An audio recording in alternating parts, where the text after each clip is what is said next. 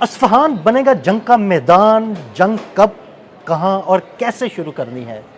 Trump को आज briefing दी जाएगी।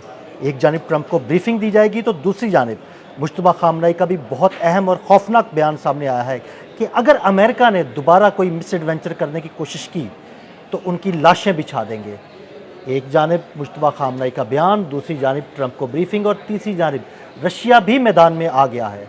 रशिया की जानिब से भी एक खौफनाक बयान सामने आया है। इस सारी सूरत हाल के बारे में अज़हर अली ख़ान से बात करते हैं। अज़हर भाई, ट्रंप को आज ब्रीफिंग दी जाएगी कि जनाब अस्फ़हान पर अगर हमला करना है तो कैसे करना है, उसके लिए टाइम क्या होगा। दूसरी जानिब मुश्तबा खामनेई का बयान सामने आया है, उन्होंने कहा जी कि अगर ये लोग यहाँ पर आएंगे या हमला करेंगे तो उनकी लाशें बिछा देंगे। और तीसरी जानिब रशिया की जानिब से भी एक ज़बरदस्त किस्म का बयान सामने आया है। सारी सूरत हाल को किस तरह देख रहे हैं? अदिल भाई, सबसे इम्पॉर्टेंट ये है कि अब सबकी नज़रें इस्फ़हान पर हैं। वहाँ पे यूरेनियम है ईरान का, और बहुत सी रिपोर्ट्स ऐसी सामने आई हैं जिसमें पता चला है कि वहाँ पर स्कूबा साइज़ के कंटेनर्स के अंदर 3 फुट के कंटेनर्स के अंदर वहाँ पर यूरेनियम अफज़ूदा हुआ हुआ है। और ये यूरेनियम जो है वो 60% से ज़्यादा जो है अफज़ूदा है, और इसको फ़ौरी तौर पे अमेरिका चाहता है कि वो कैप्चर कर ले। पहले भी चाहता था, पहले भी इस्फ़हान आया था, अब दोबारा वो कोशिश कर रहा है। आज जो डोनाल्ड ट्रंप को ब्रीफिंग दी जानी है तो दरअसल उसमें यही बताया जाना है कि इस्फ़हान पे अभी हमें कदम रखने हैं, ईरान की सरज़मीन पे कदम रखने हैं, और वहाँ से जाके हमें यूरेनियम को चुरा के लाना है। और ये डोनाल्ड ट्रंप का एक बहुत पुराना ख्वाब हो गया, 1.5-2 महीने हो गए इस ख्वाब को। वो देखे जा रहे हैं कि किस तरह एक दफ़ा तो इस ख्वाब की तकमील के लिए एक दफ़ा वो हमला भी कर चुके हैं, लेकिन वो नाकाम हो चुका है। बहुत बहुत बुरी तरह नाकाम हुआ है। उसको भी हम डिस्कस करते हैं। लेकिन इस दौरान जब वो इस्फ़हान पे हमले का सोच रहे हैं, ब्रीफिंग लेना चाह रहे हैं और सारी हिकमत अमलियों पे बात करना चाह रहे हैं, उसी लम्हे मुश्तबा खामनेई आयतुल्लाह, जो उनके सुप्रीम लीडर हैं नए ईरान के, उनका बहुत अहम बयान सामने आया है और कट टू कट आया है। सीधी बात की है कि हम अपने यूरेनियम की हिफाजत करना जानते हैं और करेंगे, करके दिखाएंगे जैसे पहले की थी। तो इसलिए उस तरफ कोई सोचे भी नहीं। इतनी बड़ी शटअप कॉल है, इतने लास्ट 11th आवर पे, लास्ट मोमेंट्स के अंदर, कि तुम हमारे यूरेनियम की तरफ मैली आंख से देखने की तुमने कोशिश की तो ये आंखें निकाल देंगे, कदम रखने की कोशिश की तो वो टांगें काट देंगे। उसके बारे में अब ये सोच रही है ईरानी पासदाराने इनकलाब ने एक बहुत ही जामे हिकमत अमली पहले से तैयार की हुई है उस यूरेनियम के हवाले से। एक तो वो सहरा के पहाड़ों में किस जगह पर है ये अमेरिका को नहीं मालूम है। ये किसी को मालूम नहीं है, बिल्कुल। ये किसी को भी नहीं मालूम। अच्छा, अंदाज़ा है कि कुछ टनल्स ऐसी हैं जिससे गुजर के जाएं तो फिर फला जगह जाके वो है। क्या है, कौन है, नहीं जानता कोई भी। वो टनल्स का भी तो जाल है, किस टनल से गुजरना है, किस टनल में जाना है, वो एक जाल है, भूल भुलैया पूरी। जी, और वहाँ पे काम करने वाले हुक्काम भी उतने ही हिस्से तक जा सकते हैं जहाँ तक उनको एक्सेस की इजाज़त है। हर तरफ पूरी न्यूक्लियर फैसिलिटी में कोई भी नहीं घूम रहा। हर किसी को इजाज़त नहीं है मुख्तलिफ हिस्सों में जाने की। जी, और हर जगह कोई भी नहीं जा सकता, किसी पूरी न्यूक्लियर फैसिलिटी में कोई भी नहीं घूम रहा। तो वो इंतहाई महफूज यूरेनियम है। उसको वहाँ से निकालने का ऑपरेशन क्या होगा, ये पहले भी डोनाल्ड ट्रंप को इस पर ब्रीफिंग दी जा चुकी है। डोनाल्ड ट्रंप को पिछली ब्रीफिंग में बताया गया था कि हमें वहाँ जाने के लिए तैयारों से अपने लोगों को, पैराट्रूपर्स को उतारना पड़ेगा, कमांडोज होंगे। इसके साथ साथ यूरेनियम को कैप्चर करके उसको बाहिफाजत निकालना, बाहिफाजत एयरलिफ्ट करना और अमेरिका लेके आना या कहीं भी लेके जाना, वो तो मुझे लगता है कि मुमकिन नहीं है। ये बहुत ही मुश्किल तरीन और दुनिया का पेचीदा तरीन ऑपरेशन है। ये डोनाल्ड ट्रंप को बताया गया था, और डोनाल्ड ट्रंप को ये भी बताया गया था। मैं आपकी बात कर रहा हूँ, दुनिया के ऐसे पेचीदा तरीन ऑपरेशन सिर्फ टॉम क्रूज ही कर सकता है फिल्मों में। जी, ऐसे ही है। हॉलीवुड का मूवी है वो, बिल्कुल ऐसे ही है। वो उन्होंने जब उनको ब्रीफिंग दी है डोनाल्ड ट्रंप को, तो डोनाल्ड ट्रंप को बताया कि हमारे पहले पैराट्रूपर्स उतरेंगे, माहिरीन उतरेंगे, और वो वहाँ पे कॉम्बैट सिचुएशन में लड़ भी रहे होंगे। वो इतनी ही देर में जल्दी से जाके पता भी लगाएंगे कि कहाँ यूरेनियम रखा है, वहाँ पहुँच भी जाएंगे। इस दौरान जो बाहर खड़े लोग होंगे वो एक रनवे बनाएंगे, रनवे बनाएंगे। उस पर जहाज़ जो है वो, हम जब यूरेनियम लेके आएंगे तो फिर हम फायरिंग करते हुए, बिल्कुल मूवी का सीन है, हम फायरिंग करते हुए जहाज़ों में उसको रखेंगे और बाहिफाजत उसको उड़ा के ले आएंगे। अब इसके लिए जो ये एम्बिशियस प्लान वो बना रहे हैं, और जो खाम ख्याल है अभी तक, हाँ बिल्कुल अभी तक ऐसी है, क्योंकि कुछ समझ में नहीं आ रहा, कोई कॉन्क्रीट बात नहीं कर रहा, फौज कर ही नहीं रही उनकी। अब अगर इसको कुछ करना है तो इतना आप देख लें कि ये हाथी के 4 पाँव जो है ना, वो सुई की एक नोक पे रखने जैसे हैं, कि इतना जमा के रखें आप, तो ये नहीं हो सकता, आसान नहीं है।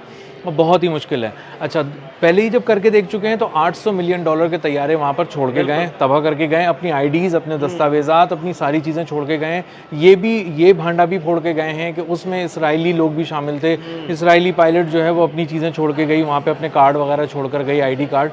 तो उनको आइडिया ही नहीं था, वो दस्तावेज़ात के साथ आए हुए थे, कार्ड के साथ आए हुए थे, उनको था कि हम आएँगे हाँ, नहीं और वो ले तो जाएँगे। हलवा समझ रहे थे ना, आएँगे आराम से उतरेंगे, यूरेनियम पकड़ेंगे, पकड़ के उठाएँगे, अपने जहाज़ में रखेंगे और ले जाएँगे। और चले लेकिन जाएँगे। पहले भी नहीं हो सका और अज़हर भाई अब तो बिल्कुल ही मुमकिन नहीं होगा। ऐसा ही है, उन्होंने पिछली दफ़ा भी उनको आने दिया था। ऐसा नहीं है कि उनके तैयारों में फ़ौरन फायरिंग कर दी थी। उनको जब वो लो एल्टीट्यूड पे आके बिल्कुल लैंड कर रहा था उनका C-130, तब जाके उन्होंने पहला मिसाइल उस पे फायर किया था, उसके विंग पे फायर किया था। तो वो अपना तवाज़ुन खो बैठा था और आगे वो गिरा सहरा के अंदर। तो अब अंदाज़ा ये होता है कि ईरान उस वक़्त इतना चौकन्ना था, आज से 25 दिन पहले।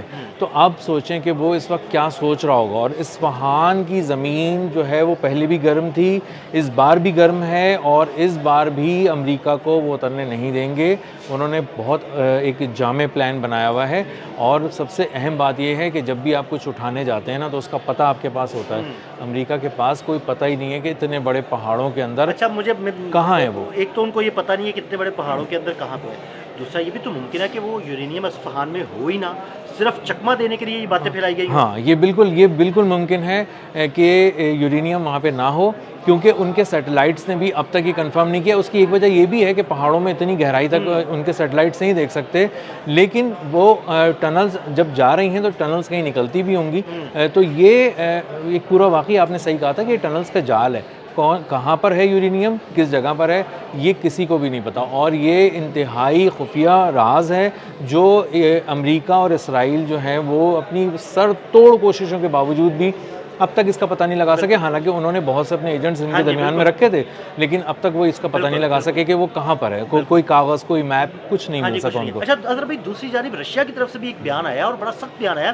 प्यूटन ने बड़ी अहम बातें की हैं। प्यूटन क्या कह रहा है? प्यूटन ने तो सीधी बात कर दी है, उसने तो लगी लिपटी कुछ रखी ही नहीं है। प्यूटन ने कहा है नाकाबिले कबूल होगा ईरान पर हमला, ज़मीनी हमला किसी सूरत भी कबूल नहीं किया जाएगा। सीज़ फायर को तोड़ना बिल्कुल नाकाबिले कबूल है।